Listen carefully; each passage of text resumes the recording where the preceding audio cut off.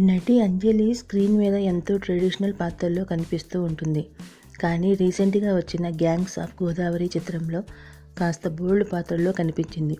ఇక Ram Charan game చేంజర్లో important రోల్లో కనిపించబోతుంది. తాజాగా అంజలి తన బర్త్డే వెకేషన్ పిక్స్ను షేర్ చేసింది.